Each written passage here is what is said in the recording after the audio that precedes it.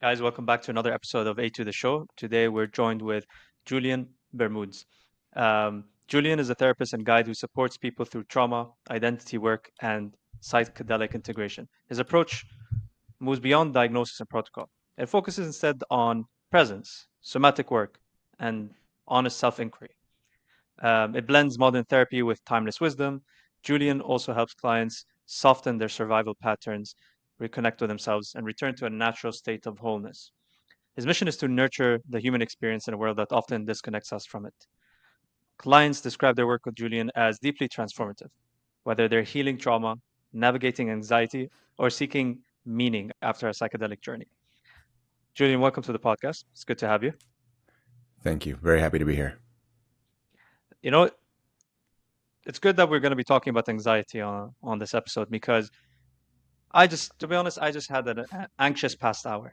So I was waiting, getting prepared for this podcast, just trying to relax and sit down and, you know, just chill basically. And then I get a phone call from my sister to go do her a favor. I'm I'm a helpful brother. I said, fine, I'll do it.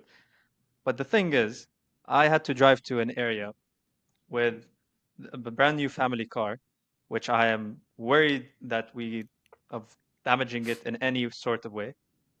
And I'm driving to an area where the roads are very tight and people just like jumping around because keep in mind I live in Lebanon. There's not much rules and regulations when it comes to driving. So the whole time I'm just anxious and worried.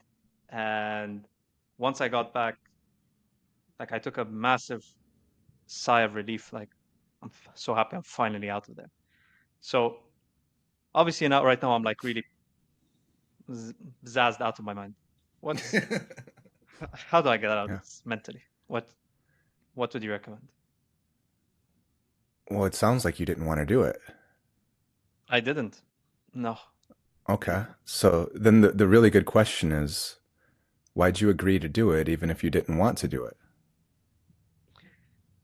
From That's a good question, and I thought about it on my way there. Hmm. The answer that came to was I just felt like this was a responsibility I had to take as the eldest, and it seemed like my sister really didn't want to do it herself. So, as the only brother and the eldest, I usually take it on myself to help her out with this task, like with these kind of things. Okay. So there's a belief here then, is what we're noticing. A belief Yeah. about yourself and your position in the family, and it's something along the lines of I'm responsible for other people's emotions. Yeah, Yeah. I would say so. So then what purpose, what point, what message, what reason do you think the anxiety was serving? I'm not sure how to answer that. I don't think I understand the question. Yeah. If that anxiety was trying to tell you something, what do Hmm. you think it was trying to tell you? What was the message? Maybe I shouldn't. I should encourage my sister to take on her own responsibilities and take accountability. Okay. So you would set boundaries. Yeah. Hmm. Mm. So the anxiety is there for a reason. A boundary was being crossed. You sacrificed yourself, your emotional, your mental state to make somebody else happy. And then the anxiety kicks in and it's saying, this boundary is being crossed. And what I need to do is say, no, I can't do this. You need to take care of yourself. I'm not responsible for your emotional states. Mm. That's a good point. So then the Okay. question is, what do we do with that? I guess next time I'm gonna have to learn how to say no. Yeah. Yeah. See, the anxiety, it's Thank you. always here for a reason. It's some sort of messenger, some sort of signal. Yeah. And if we don't listen to it, if we ignore it and we try to suppress it and we keep doing the things that it's telling us not to do, well, then we know what happens is it just keeps building and we keep going in this spiral. But Hmm. if we can listen to it, if we can try to see why it's here, and we see, okay, it's here because a boundary was being crossed, well, can we listen to it? Can we we could ask, in my life's important areas, what am I not saying no to? And then this is an invitation, an encouragement, a signal from your body saying, this is an opportunity to say no or to set boundaries. So it's very important. It's here for a reason. Yeah. Something I think something that I notice is when I do want to say no, I hesitate to say yes, and I should be aware of that when it does happen Mm-hmm. and jump on the opportunity to actually just say no. Yeah. So you're questioning yourself. Yeah. Yeah. Yeah. So your question started with, how can I work out of this mental state? And so the first part was listening to it. But there's something else happening here, I think. Let me ask, when you take on the task for your sister and you do Hmm. all the things, then you come back and you're about to hop on the show with us and you're a little zazzed or anxious. Yeah. What's your relationship to yourself? How are you viewing and treating yourself after doing that? In what sense? What do you mean? Yeah, I'm wondering, are you judging yourself? Are you being hard on yourself? Are you questioning yourself for not saying no or for saying yes, that you'll do it? Um, what's it looking like? What's your inner dialogue, inner experience like? I think I'm mainly angry. That's uh, that's what I Mm-hmm. noticed. Like throughout the drive, I was being pretty angry, and I was like I had a lot of road rage, Mm-hmm. which was uncalled for and unnecessary. Okay. Um, and only when we came back did I notice things started to calm down, and then Mm-hmm. things started working out as well. Okay. Road rage. So the anger is bursting out the seams Yeah. in somewhat inappropriate ways. And then you said it was uncalled for. So there we can see the judgment, the evaluation. So the question is, who are you angry with? Hmm. Yeah. I would uh, I would say I guess myself, but I Mm-hmm. wasn't directing it at myself. I was directing it at others. Yeah. So we have two dynamics here. First thing is there was a sacrificing of yourself to make other people happy. And then Hmm. there's a judgment and a harshness where you're angry and, so to speak, beating yourself up a little bit for not saying no. So again, what happens when somebody's angry with you? What happens when somebody's judging or being harsh to you or taking their anger out on you? Do you not get scared? Do you not get anxious?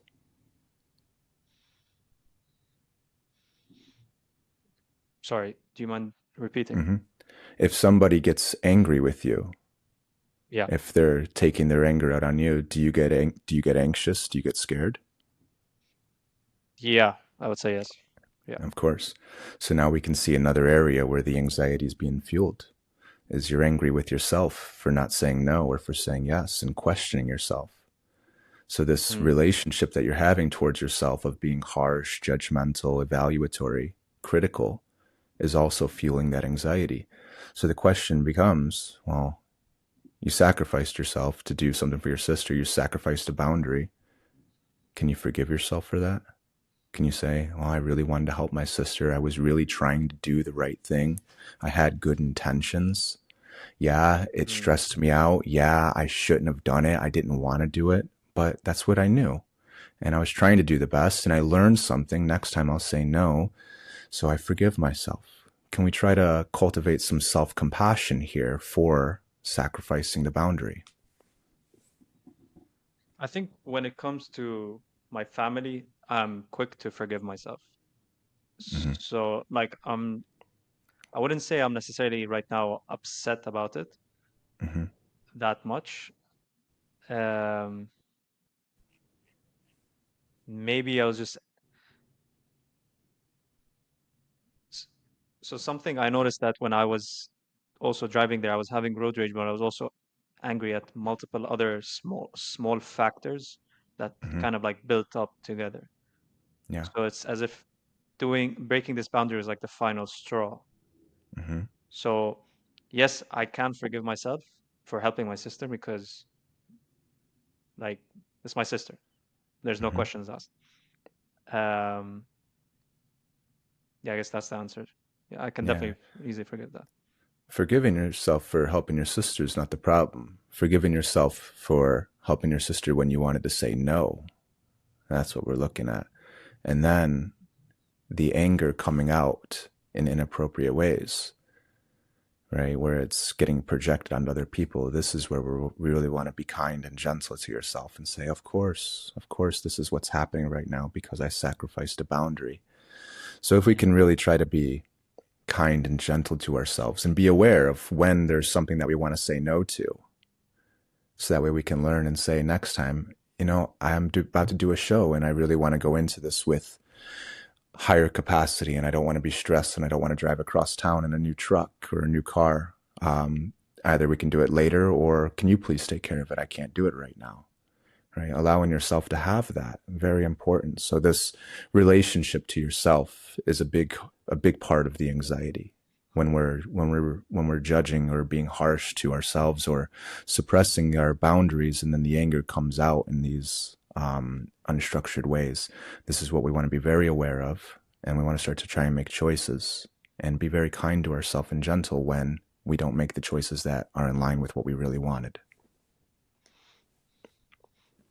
I think this is a great lesson. I'll definitely be using this.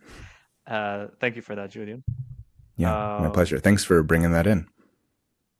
um, no, anytime. I mean, I think sharing that also was a great way to kind of start so that people can see like but something that I do notice, especially in our culture here in Lebanon and in the Arab world, is they're not very accepting of like therapy treatments of any form or any kind.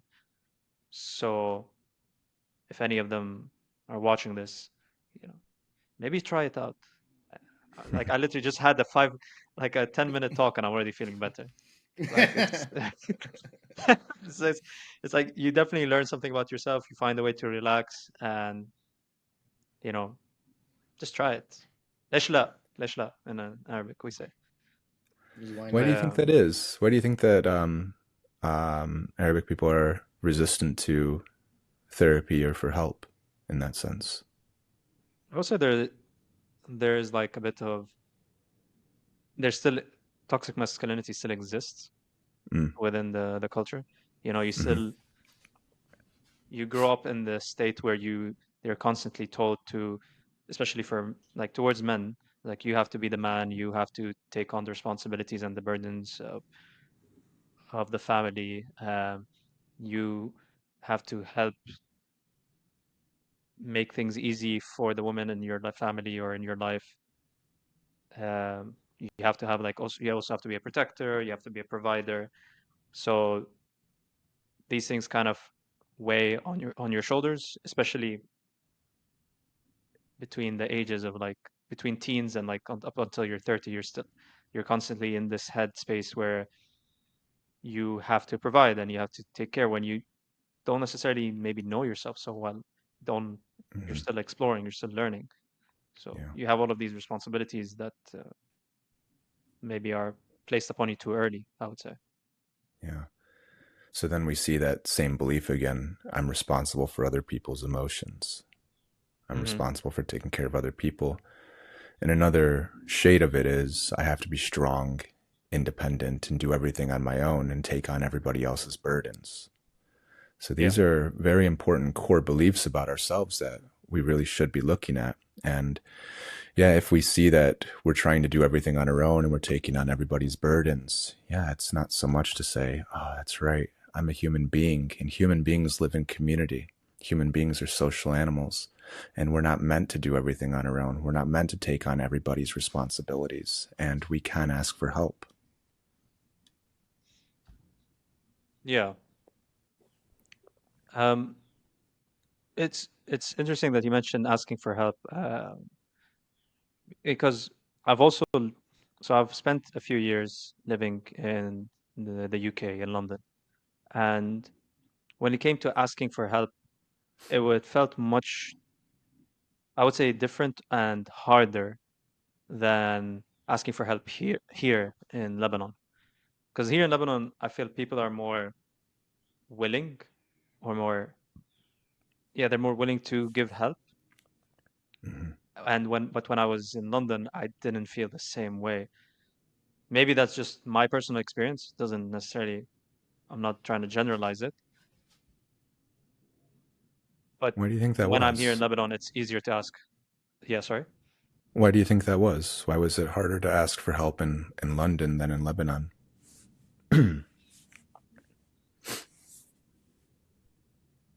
Maybe I just didn't understand. I was still, I think I was still learning the culture there and Hmm. how things work. Because like obviously growing up here, there isn't the concept of boundaries in Lebanon. Like, people just like constantly invade your boundaries here on a, as if it's nothing. Like Hmm. privacy doesn't necessarily exist, I would say, in Lebanon. Like everyone knows about everyone. Everyone talks about uh, people, and they share information. It's like, oh, this family did this, that happened, that. We call them what's it called? Tante, Tante el Ashrafi or Tante el Harad. It's just like one of there's many nicknames for gossiping. Hmm. Um, and I think, and this also extends obviously to your like personal family even. So something that I remember hearing about is closed doors policy, which is like something in the US is common. Like kids can have their own, they have their own rooms, the doors are closed, they have their own privacy. In Lebanon, there's no such thing like that. You Hmm. don't you don't close your door. If you close your door, your mom's gonna is gonna be like, "What are you doing?" Hmm. She's gonna break down the door. She's gonna come in. It's like, "What's going on? You're not supposed to be hiding anything." Hmm. So I think that's that's the case. We don't know how to set boundaries for each other here, Hmm. and So I just got used to that. yeah. Uh, I think I brought that to London, I would say. I know it's a long answer, but that's that's kind of Hmm. the So that's interesting because it sounds like in Lebanon you're much more connected, yeah, yeah, and so exactly. asking for help is not as difficult. Like your sister had no problem asking you for help. Yeah. And so then going to London, where it's much more disconnected, we could say, it was a Hmm. little bit more difficult to ask for help. So it sounds to me, you tell me if this is accurate, you felt a little isolated in London. Oh yeah, 100%. Yeah. Very aware Okay. of it as well. Yeah.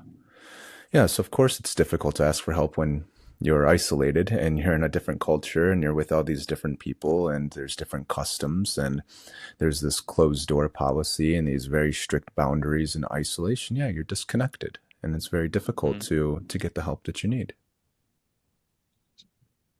So it's so that's a good point to mention is being disconnected from uh, entering a new culture. So how would you advise people who are entering a new culture or a new country or new community?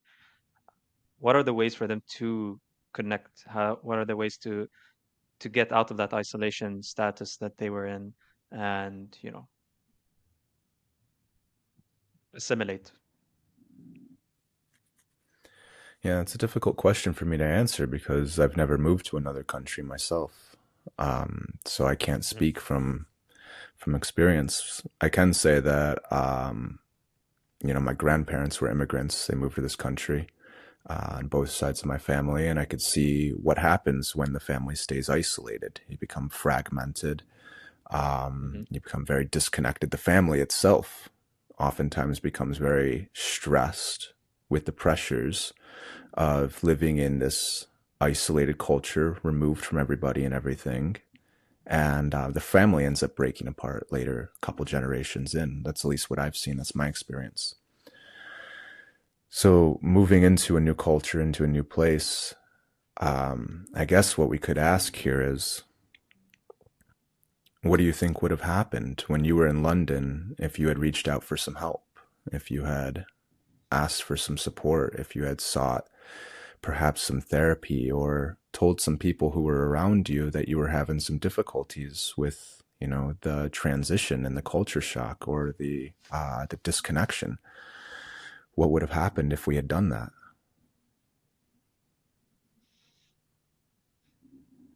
I think had I done that, I would have had a bit more awareness of my situation and maybe a bit more understanding and accepting of my situation.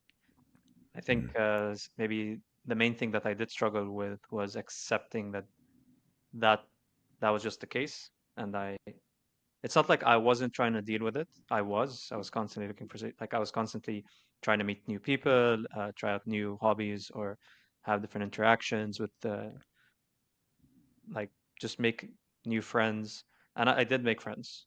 mhm. Um, it's just that I had a different outlook on it based on how I grew up. So maybe just the accepting part would have made it a bit easier for myself to navigate my emotions, I would say. Yeah. Accepting. That's very important right there. First thing we recognize is that belief of I have to be strong and independent and do everything on my own and take on all the burdens. And then Yeah. accepting, yeah, I'm in a new culture, I'm in a new place, I'm away from my family, I'm away from what's familiar. Of course, I need support. Of course, I need help.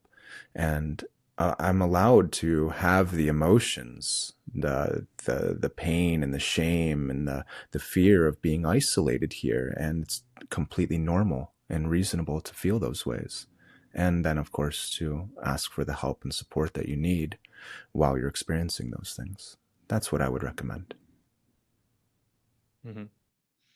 So, so I know this is becoming a bit too much. I think this is becoming too much of a therapy session, and it's revolving around a bit around me too much. That's Um, okay. That's okay. You're Ali, We don't okay, have to. We don't Said. have to judge it. You're okay, bro. no, I think I wanted to change a bit just so that Hmm. maybe we can have a different dynamic that's happening now. I Sure. think Yeah. We could start with accepting that we spent some time talking about you, and that's okay, and that's welcome. yeah. I mean, yeah, I think I skimmed through that because like the accepting part isn't. It doesn't sound like a difficult thing right now when I'm sitting with people who are able to mediate it. Um, yeah, okay, cool. I've accepted it. Ali, let's see. um, I, I had a question, Julian, about generational trauma because something Said didn't bring up about Lebanon that is a reason why people are so dismissive of mental health in general is that everyone is frazzled, like generation upon generation, grandfather to parents to children. Everyone's experienced, war and like corruption and just a lot of trauma. And I think in general, there's a lot of anxiety, a lot of depression, a lot of over medication um, in Lebanon, and so because it's so common, people think it's normal. Would you agree with me, Said? And because of that, people think therapy might be unnecessary. Um, Yeah, I would. I think that's why we're so connected because everyone can relate to the trauma. um, but I don't. I think that like I've done a lot of work myself to change my perceptions of people who are angry instead of being judgmental of them, trying to be more compassionate of this person is suffering and etc. So it's helped me it helped me feel better about myself and about other people, understanding that people who are mean or angry or violent, they're often um, hurting themselves. But um, I don't know. How can we go about fixing this kind of system? I know that's a hard question, but it seems like so much of it is broken right now. Yeah, I agree with you on that. And broken and seems to be getting worse. Mm-hmm. Um, on the other hand, I do see a lot of positive things that are happening. You know, all these things that that the conversation that we're having right now, for instance, is a sign of positivity happening. Um, yeah, noticing, like you just said, that when people are angry, that there's some sort of pain, something happened, something hurt. So in our example earlier, we noticed that there was anger that was coming out, and it was because there was a boundary that was crossed, and there was, you know, a judgment or a belief about it as well. So there was something that was hurting there. And can we be kind and compassionate to not just others who are going through that, but to ourselves as well when we're carrying that around? This is a really important thing because when we have unprocessed pain, so we're talking about Lebanon, the example that you gave. Mm-hmm. So war is very common from generations, Mm-hmm. and it's not stopping anytime soon. And you said everybody is, I think you said over medicated Mm-hmm. was the way that we're dealing with it. So we have these generations who have been holding on to all this pain of all of this wartime, all of this disconnect, all this conflict. And we can connect and understand each other through that, which is a really interesting thing. It's like the Buddha said, it's because you suffer and it's because I suffer that we can understand each other. Oh. That's great that we can connect through this. But we also have to do something with that pain that's being carried through the generations. Because if the pain lays and it's unprocessed, if we don't start to heal that pain, then our destiny, the things that we're going to continue to experience, are going to be new manifestations of that pain. It's going to keep coming back around in order for us to process it. So when we go through generations, let's say something happened to our parents and they adapt to it in a certain way. They take their anger out on their kids, or they take their anger out on other people, or whatever it is. And then that comes to us, and our parents might be, you know, they might have a lot of anger towards us, whatever it is that we want to say. And then we get older and we're carrying around all this anger because of all the things that happen to us. One thing that we're very likely to do is to blame other people, to say it's this person's fault, or it's these people's fault, or it's my parents' fault who did it.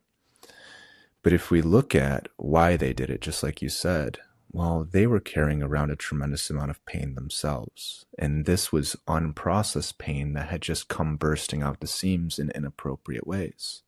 That's not to take away or to demean the pain that we experienced by having it put onto us. But what we can do is we can take responsibility for that. We can say, well, it's inside that person, it's inside those people, it's inside my parents. It came bursting out onto me, and now it's inside me too. Mm. So, in other words, what we're saying here is I'm not responsible for what happened to me. I'm not responsible for what other people did to me. I'm not responsible for the systems, the structure, the wars, the conflicts, all the things that are happening. But I am responsible for what I do with those feelings and those emotions that live inside of me as a result of those things that happen to me. So it's my responsibility to take accountability for the pain and for the emotions that I carry, and to begin to process and to heal those, so I don't push those onto somebody else. So I don't let those pass through me onto my kids or onto my family or onto somebody else. So again, we're not responsible for the things that happen to us, but we are responsible for what we do with that. So that way we don't push it on or let it pass on to other people. Right now, I think that this lineage of intergenerational trauma and healing it and taking accountability and responsibility for it is the task for our generation and the generations to come. Because if we don't, then all of these patterns, these broken structures, these conflicts, they're just going to continue to persist. At the core of each one of these conflicts, the wars, everything that we're seeing, all of these structures, there's unmet needs and there's pain. And we have to really start to address those. Wow. Um, and then how do we go about that then? I mean, I don't want like my own children to go through the same thing that my parents went through, and I want them to be part of the community. But I don't know. What are your thoughts on the amount of, what's a healthy amount of stress for a kid, or a healthy amount of trauma for someone that's a child, and because in some ways we want to protect those, and but but we can't isolate ourselves from the world, right? And the world is so stressful, and there's a lot that's going on that's trying to strip away our attention, our happiness, our motivation, our Yeah. you know Mm-hmm. it's like, for me at least, I've been like, I don't watch the news more recently for the past while, and I surround myself with people that make me feel good, and I always meet new people too, and I interact, and I have a theory that there are ways to get away from trauma, which is having good support circle around you, having some kind of financial independence, some kind of physical health and mental health, and caring for those things. The more you're able to work on those things, the farther away you're gonna get from a mental health breakdown. Yeah. But in another way, I question it, because if all those things left me, does that mean that I'm gonna become weak, or I don't want to be relying on external factors for my own mental health? What are your thoughts on that? I know it's a lot we just discussed. Yeah. So I would define trauma as bad things that happen that shouldn't happen: war, conflicts, losing parents, physical abuse, mental, sexual, emotional abuse, negligence, things like that. But it could also be good things that are supposed to happen that don't happen. So if we have really loving, caring parents who want to do the best that they can, but they're getting modern parenting advice from the doctors and the experts here in the States, who say when your parents or when your children are crying, don't hold them. They have to learn how to be independent. They have to learn how to self-regulate and soothe their own emotions. So let them cry it out. This is very traumatic, in the sense that something that's supposed to happen, the caring, the nurturing, the connection, it's not there. So trauma is bad things that happen that shouldn't, or good things that are supposed to happen that don't happen. But that's not enough for it to become traumatic. That's just a thing that happens. In order for something to become traumatic, we have to be alone with our pain, and we have to not know how to process the pain. So when all these things are happening, if we have loving, supporting, caring, nurturing connections in our lives, and they show us how to navigate the hardship of loss, the pain of loss or failure, it doesn't become traumatic. These are just the difficulties of life, and we learn how to navigate those. So in terms of how do we protect the younger generation, how do we take care of the younger generation, the answer that I have is, we don't want to prevent them from going through pain. We don't want to take all of that away.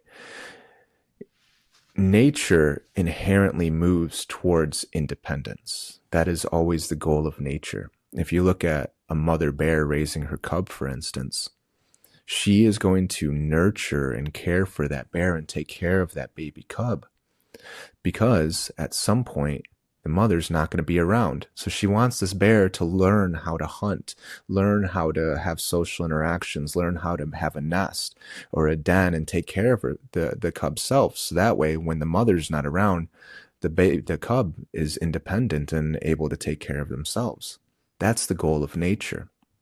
But if we try to protect and shelter our kids and take away all the pains that they can go through, we really do them a disservice.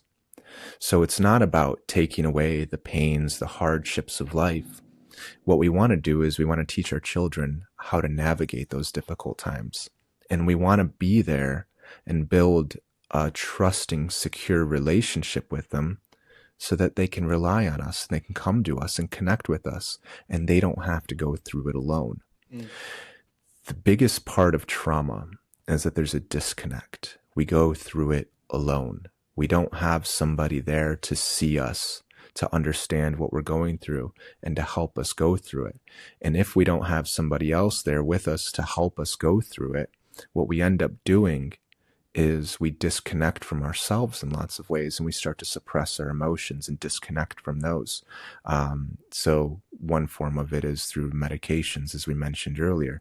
We have so much pain, nobody knows what to do with it. Well, we can medicate it, we can dampen it, we can numb it with the medications, and that can be really useful, as long as we can then start to build the skills, the tools, the resources to learn how to navigate this pain. So that's the thing that we really want to start to build, is the capacity to navigate difficult times, and not to disconnect from them, and not to numb ourselves from them, not to get caught up in the consumerism and the distractions and the pursuit of wealth and the pursuit of status and respect and all of these external things. We want to learn how to deal with the pain internally, how to be present with it, how to be attuned to our emotional experience, and learn how to process it. And if we can do that for ourselves, then certainly we can teach our children how to do it as well. I think that's the most important thing right now, in terms of how do we help the younger generation deal with all of these patterns of intergenerational trauma. Krishnamurti said that when we change ourselves as individuals, that society naturally, inevitably changes collectively. So if we want to teach our children how to navigate these difficult times, we have to learn how to do it ourselves first, and then we can go through it with our children and help them navigate difficult experiences as well. Mm-hmm. In some way, like becoming the person that is like a not a role model or a model in terms of processing your own, because no one has a perfect childhood. Everyone has things that happened to them in the past, and you know, and it affects them who they are. And we just have to learn to process it in a healthy way, um, and by doing so, I guess each person helps the people around them. So by being, in a way, by being selfish and taking care of yourself, you're being selfless in a way by helping the others around you. Is that weird? Yeah, but being, taking care of yourself, we don't have to judge ourselves for it. We don't have to call ourselves selfish. We don't have to have the evaluation, right? We can see the harshness comes back around so quickly and easily, and it's so sneaky and elusive, and it's almost always there. When you're on a plane, when you take an airplane and you're flying, they give you the instructions at the very beginning, and they say, if the plane starts to have turbulence or starts to lose pressure, secure your mask before assisting others. Because if you're trying to help everybody else put their masks on and you pass out, you're not going to be able to help anybody, and then you're going to need help yourself. So there's nothing wrong with taking care of ourselves. It's very important, and you can't pour from an empty cup, and you can't help people if you don't have any resources or the ability to help yourself. So first and foremost, we always got to take care of ourselves. There's a book in the title. I mean, I can recommend the book, but I'm more so talking about the title of the book here. It's by Richard Schwartz, and it's titled, "You Are the One You've Been Waiting For." So in terms of all this pain that we're carrying around, we like to think that somebody's going to come and save us, or somebody's going to come and fix all the things that we're going through. And you're absolutely right. What we need to do is we need to become the person that we needed when we were going through the pain that we didn't have. We need to be the person who's going to be attuned to our own emotions and take care of us and see us and understand what we're going through, accept that we're going through it, validate and reaffirm ourselves as we're going through it. And then, of course, comfort and nurture ourselves as we go through that pain, to try and be kind and compassionate to ourselves, and of course to do that consistently. There's nobody else out there who can do that for us. We have to do it ourselves. But the good thing is you don't have to do that alone. You can do it in community, and there are lots of people who can help you learn these skills and tools, because for the most part, most of us didn't get that. So we can learn it from other people now. Go Said. Something I wanted to ask about was when we were discussing struggling to process our emotions through like pain and trauma. What does that look like? Because the reason why I asked this is so that I want people to be more aware of when they're going through that situation so that they can be a bit more compassionate and understanding of themselves. So, what are things that people should look out for when they're having this uh, processing block of their emotions? Yeah. Yeah, it can be difficult to identify a lot of the times. It's like Hmm. trying to identify or to see a color that you're blind to if you don't know what you're looking for. Yeah. So I start with, let's look at our addictions. And now, when people are listening to this, they might say, well, I don't have any addictions. And maybe that's true, or maybe it's not. But let me give you a definition of an addiction, and then you can tell me whether you have an addiction or not. An addiction is any behavior that provides short term relief. So there's a craving of it, there's an inability to give it up, despite the fact that it has long term consequences. So notice I said behavior.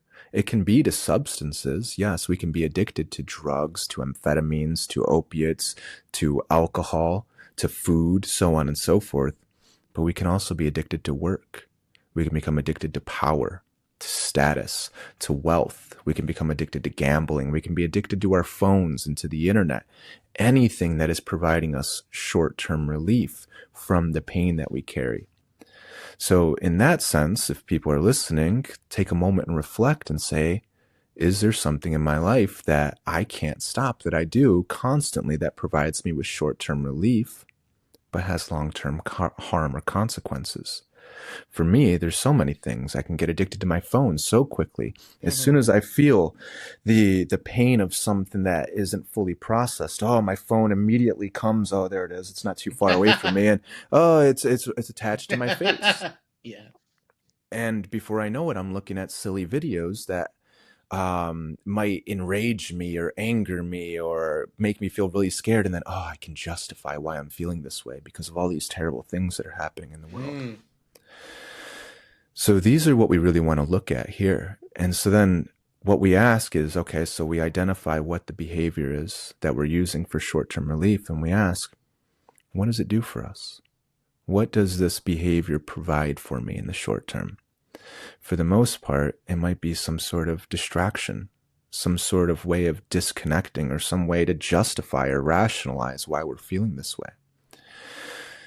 It might give us a sense of peace of mind, albeit temporarily, right? Short-term relief. And then all the pain, the frustrations, the anger, the sadness, the fears, everything that's underneath it continues to build up. And then it comes back and then we need more of the distraction. So we look at, what does this thing do for us? Does it give us some peace of mind? Does it give us some social connection? Does it give us some sort of ability to dampen the feelings that we have? And then we got to ask, why don't I have those things to begin with? Why don't I have the ability to navigate these emotions? Why don't I have the ability to have social interactions? Why don't I have peace of mind already? When we look at it like that, we can really see where in our lives we first became disconnected. What was happening where something happened, we didn't have the ability to navigate it, and we needed to disconnect from it as an adaptation to it. So we start to look at the emotions that we carry. This is where we need to address them. And we want to start to pull the anesthetic out little by little. So instead of using the distraction, the addiction, to numb the pain, to give us some peace of mind, to give us a social connection, what we say is, okay, that's what I'm trying to get. Is there a way that I can meet those needs, the needs that the addiction is trying to meet, in more healthy, constructive ways that are in line with who I am as a person? So is there another way that I can cultivate some peace of mind? Is there a way that I can cultivate some social connections? Is there a way that I can begin to process these emotions so I don't need the addiction to distract myself from them? That's what we want to try to do, is get to the core of what's causing us to need to disconnect to begin with. Mm-hmm. Wow. So every addiction is just a cope in a way. Yeah, one of my teachers says, we don't want to ask why the addiction. We want to ask why the pain causing the addiction. There's always pain underlying the addiction. And so all the people that throw drug addicts to jail, that doesn't really help at all with Yeah. processing any of that. It's kind of backwards how we view addicts in general. Yeah. Um, Julian, what about um, like psychedelics? So I'm very aware that there's been a lot of study that psychedelics have helped out a lot in terms of trauma, anxiety, depression. There's like a huge body of evidence for it now. But I don't know how that connects with what we just talked about over medication or addiction. And then um, in Buddhist philosophy, they mention one of the core tenets is that you shouldn't take any external substances, or that you need to be sober, essentially. So I don't know. What are your thoughts on all that? Yeah. So the word psychedelic itself it's two parts. There's two words in it, psyche and delic. Psyche is referring to the deep aspects of the human being. So it can be a part of our minds. It can be our souls. It can be our emotions. It's the human spirit. It's all the immaterial aspects that make up who we are. And I don't like to just confine it to just human beings as well, because animals, a lot of them have these exact same, the exact same dynamics. They have emotions, they have minds, they have souls and spirits as well. And they can very much have psychedelic experiences. And we know this from research as well. So we have psyche, psychology, right? This is the study of the psyche. And then delic is manifesting, emerging, arising. So when you have a psychedelic experience, it's all of these immaterial aspects of yourself that are coming up to the surface and developing and manifesting further. So it gives us a wonderful opportunity to connect deeply with ourselves and to find all the barriers that are stopping the development of the human potential, the human spirit. This experience, it's been documented throughout all of human history. Every human culture has had some part of their society where they hold a psychedelic experience in very highly respected, ceremonial, sacred context.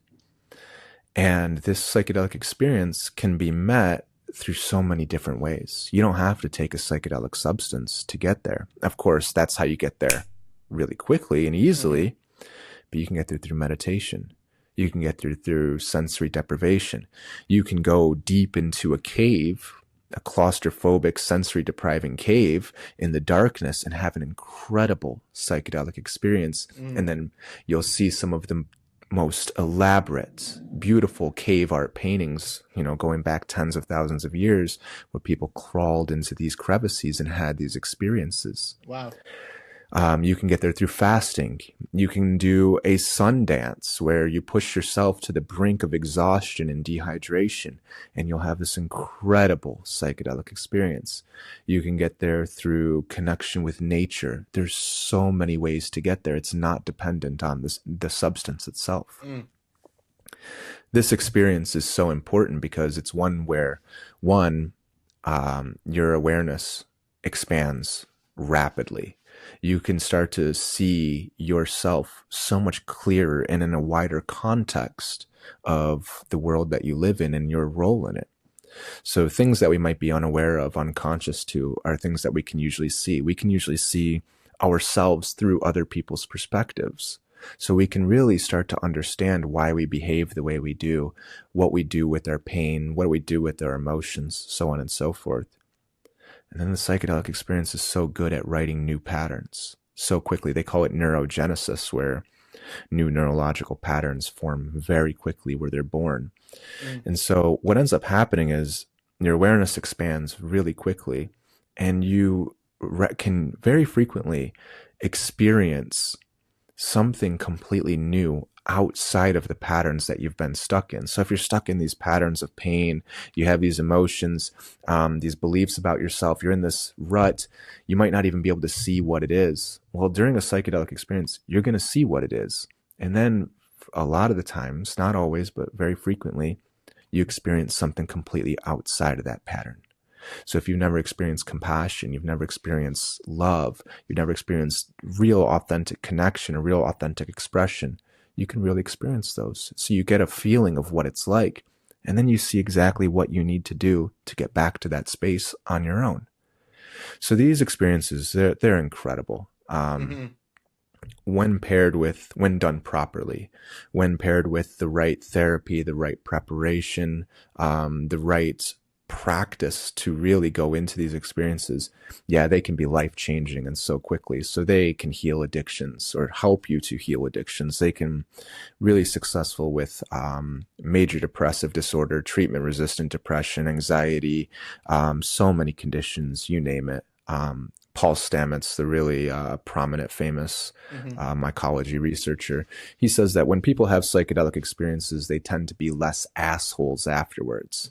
So this can be a really powerful tool to help heal all of these deeply entrenched intergenerational patterns of trauma that we've been talking about all this time. So essentially, assholes are people with a lot of trauma. Yeah, that's right. Damn. I guess it And we means a can lot of all people be need some assholes, therapy. every one of us. I got it inside me. I've never met somebody who doesn't have it. And every time that's just rooted out of pain.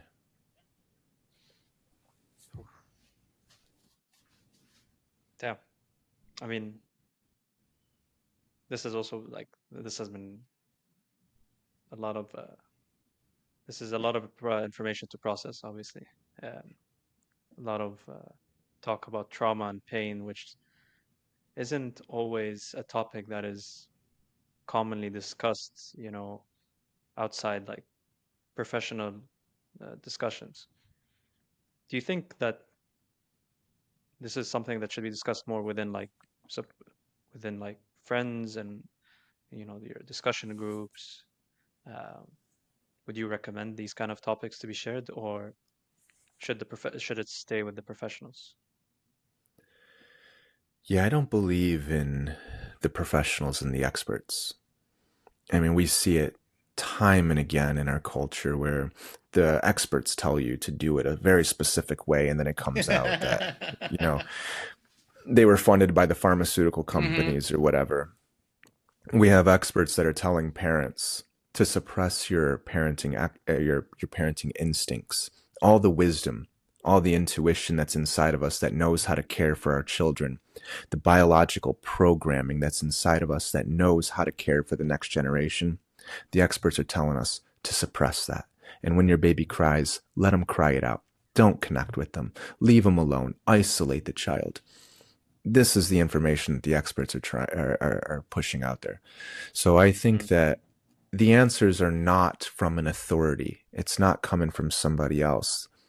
The way, the path is inside of each and every one of us. And that's the teaching of almost every religious teaching or spiritual teaching right there, is that God, the authority, is inside of each and every one of us, and the path is through inside, not outside. Of course, that gets co-opted and corrupted in lots of ways, mhm. but for the most part, that is the teaching: is that the answers are inside of us. So, yes, I think these are conversations that everybody should be having, and I think that every single person out there should be taking a good look internally and seeing the patterns, the dynamics, the emotions, the pains that they're carrying around, and really trying to figure out what they can do with that rather than relying on somebody else to fix it for them. So these are great conversations to have, and you don't have to do it alone. There are lots of professionals that are out there who can help you find these things. And a really good professional would be one who helps you find the answers yourself, who doesn't come down as an authority and say, this is the way that you should do it. This is how you need to figure it out. Mhm. They're ones who's going to help you find the answers yourself. So I think, yeah, these are the topics. These are the discussions of our age. If we don't start addressing these unhealed wounds that are inside of us, all this unprocessed trauma, like I said, it keeps coming back around and it keeps manifesting in the external world, and it's showing up for us to process. And unfortunately, it keeps getting more and more intense until we process it. So this unprocessed pain, this unprocessed trauma that's inside of all of us, it's really starting to present an existential threat to our Mm. lives in this world. So yes, I think we all need to be looking at this with a sense of urgency. Wow. I think that's a great point to make as like our final, uh, basically final answer. People should be aware of what's happening around them, and I guess maybe trust their instincts more. Um, Julian, thank you so much for coming on the podcast and sharing, to be honest, a wealth of knowledge. Uh, and I'm sure there's more, but maybe we can leave that for another episode. Yeah. Um, where can people find you? Where can people connect with you and apply for your help? hmm My website's great, psychedelic-integration.net. Instagram, Psyche Integration, or YouTube's fantastic, but the website and Instagram are really good options. Awesome. Guys, thank you for watching another episode of A to the Show. I hope you've learned from this podcast as much as we have, and stay tuned for more. Don't forget to Thank, like, subscribe, and share. And thank you guys. thanks, Peace. Julian. Wow.